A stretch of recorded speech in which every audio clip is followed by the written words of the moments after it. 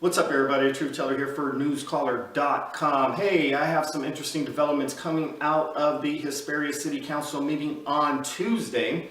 I wasn't able to attend that meeting. I was at the Hesperia Unified School District meeting, so make sure you check that video out. But the crony capitalists, the corporate welfare, the non-profit 503c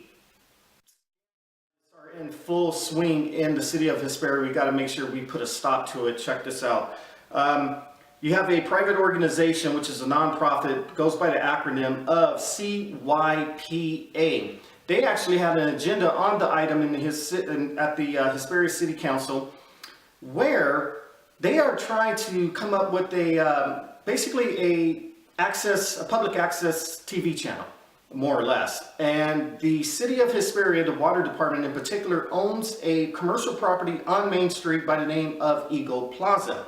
This nonprofit, they would like the city to donate 2 of their 1,500 square foot units to them at the tune of, check this out, $36,000. That's amazing to me. Not only do they want the facility, the location donated, they are petitioning the city staff to also assist them in starting the channel itself. I mean, this is just like absolutely absurd. If the city of Hesperia wants to come out with a public access channel where they're putting out their own programming, original content, their typical city propaganda and so forth, that's their business. But when you have a private organization soliciting for taxpayer money to do this, it's absolutely unacceptable. And this right here, it's what actually makes me want to run for office again, just to protect your money. I mean, if for anything, I mean, it's just crazy. The mayor, Smith, actually during the meeting asked if any of the council people had any questions or wanted to make any comments. Do you know there was literally silence? But then one council person stepped up, and I've been critical of this individual, but I got to give him an attaboy where credit is due.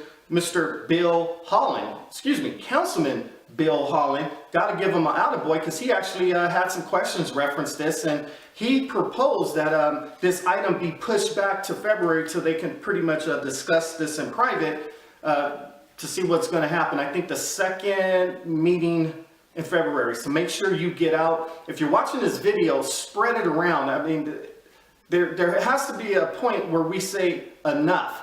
I can't even get street lights repaired on my block. I have potholes in my neighborhood, and our neighborhood has actually been burglarized. My truck has been hit twice in particular. So it's like, I mean, can we use that funding for extra patrol with the sheriff's department? Can we get some firefighters out here? I mean, you know, it's like there has to be a dialogue where we say, okay, what is the proper role of government to each and every one of us? And that's like the fundamental question we have to ask ourselves. So it's quite interesting. I'm definitely going to be trying to hit up the council people to see what their position is on this and what they think the proper role of government is. And if this is a good use of taxpayer funds, I say no. You know, the paradigm has pretty much switched as to, you remember in the old days you would hit your parents up, family, friends, relatives, for money. You would say, hey, I want to start a business, da-da-da-da-da. If I make it big, you reap the benefits. If I lose, you know what? I pick myself up, brush myself off, and try it again.